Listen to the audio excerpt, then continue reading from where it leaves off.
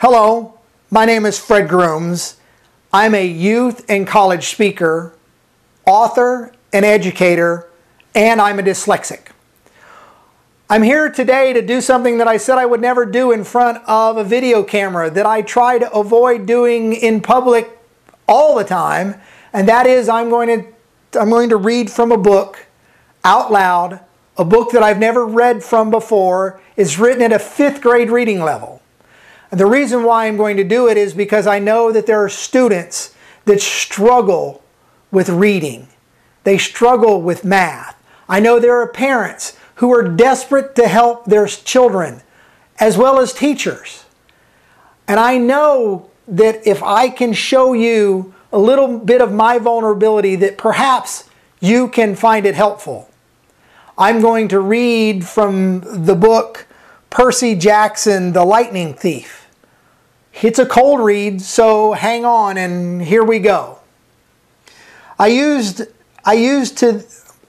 used to the occasional weird experience, but usually they were over quickly. This 24/7 hallucination was more than I could handle. For the rest of the school year, the entire campus seemed to be playing some kind of trick on me. The students acted as if they were completely and totally convinced that Mrs. Kerr, a perky blonde woman whom I'd never seen in my life until she got on the bus at the end of the field trip, had been our pre-algebra teacher since Christmas. Every so often I would spring a Mrs. Dad's reference on somebody just to see if I could trip them up. But they would stare at me like I was psycho. It got so I almost believed them. Mrs. Dad's had never existed. Almost. But Grover couldn't fool me. When I mentioned the name Dad's to him, he hesitated, then claimed she didn't exist. But I knew he was lying. Sometimes something was going on. Something had happened at the museum. I didn't have much time to think about it during the days, but at night, visions of Mrs. Dad's with talons and leathery wings would wake me up in a cold sweat. The freak weather conditions which didn't help my mood.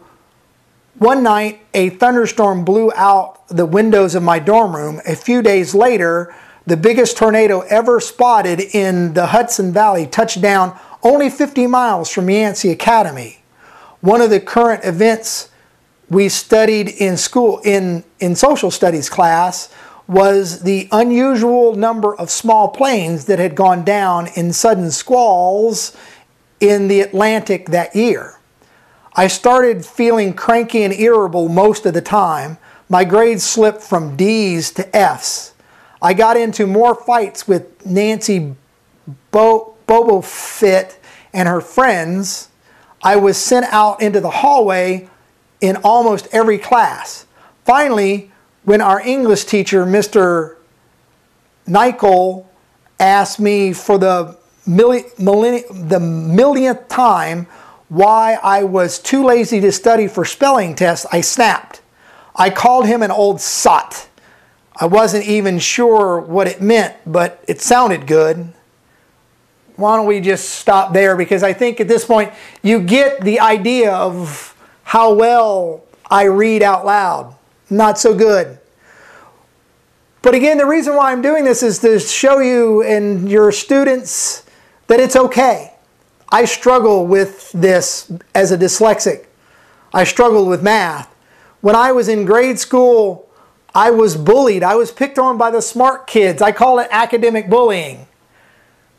And my response was to become an actual physical bully. See, I repeated the 2nd grade. I have a December birthday, so that made me 2 to 2.5 years older than most of the kids in my class. So being a bully and pushing back was easy. Now, I'm not proud of that, but it is part of my story. But I did manage to survive through school and graduate high school. I graduated in the bottom third of my class. Almost at the bottom. But I talked my way into college, literally. And I managed to graduate from college. I graduated in the top third of my college class. I earned a commission as an officer in the United States Army. I've been successful in both the private and nonprofit business sectors. I have 2 advanced degrees, one in marketing and one in education. I've been successful in my life. And I still read out loud horribly. I am the king of the run-on sentence and the comma splice. I've learned to overcome some of the weaknesses that dyslexia has dealt me. It hasn't been easy. I will tell you that I worked really, really hard at overcoming my disability, my inability to read and to write. I put a lot of work into it, and I am not here to tell you anybody that you're not going to have to work hard. And yes, there were times where I resented the people around me. My friends who would go into spelling tests and get all the words right and study none. Who would get A's in math and on English papers and put in almost no work. I resented them. I'll stop short of the word hate because I had friends. But I know what it's like to feel the disappointment, the sting of working so hard. Hearing people say, if you just try harder, you're not trying hard enough. You need to study more. Well, I was doing an awful lot. I was doing more than most.